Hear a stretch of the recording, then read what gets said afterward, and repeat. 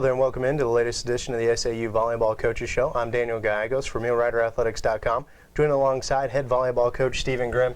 Coach, it was a really successful week for your volleyball program. Starting to begin conference play, you pick up a couple of conference wins. Your home opener was a really big success, a record-setting crowd, a 3-0 sweep over Henderson State, but then you go on the road and pick up a really big win against Arkansas Monticello. Talk about those two matches. Well, I mean, Tuesday night was just unbelievable. That's, as you said, it's a record-setting crowd for us. The student fans and community came out and supported us, and it was a really good atmosphere. I've always said that volleyball, being a momentum sport, having a good crowd like that, it's going to push our players. That's what happened that night. Played really well against Henderson State. Everybody contributed, and we got a good 3-0 win. Then we carried that over into Monticello, where Monticello is tough to play at home, and they got us the first set, but we managed to get the next three and pick up on that momentum that we had on Tuesday. What do you think, aside from just playing at home as your first home match of the season, so that was obviously big, but what were some of the key factors to the level of play that your girls brought this week? Well, I think the girls were really excited about playing at home, as you said. They wanted the fans to see what we've been doing up to this point. And it's conference play. We come to play because we know that the key thing is to get the best seed we can going into the conference tournament, where we get the best seeds as far as who we're going to play.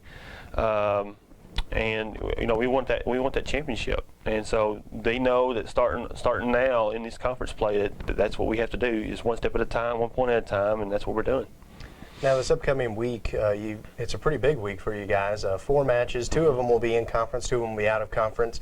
We'll go ahead and talk about the non-conference matches first, since they're coming up.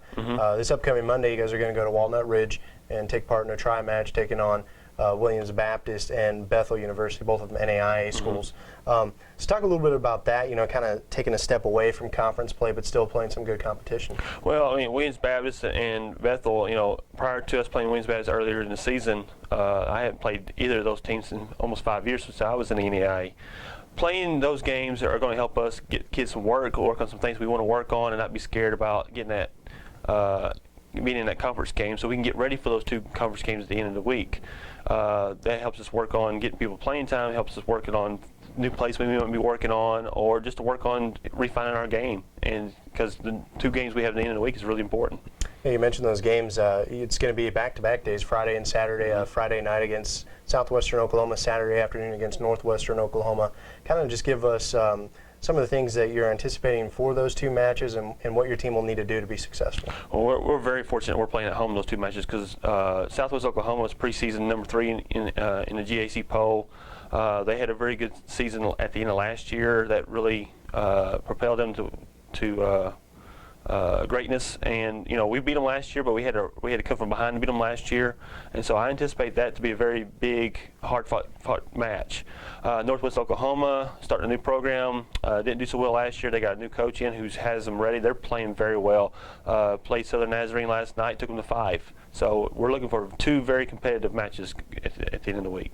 Thank you very much for your time. We look forward to the week slate of volleyball matches coming up. Again, there are 4 matches this week. You can check MealRiderAthletics.com for live stats, recaps.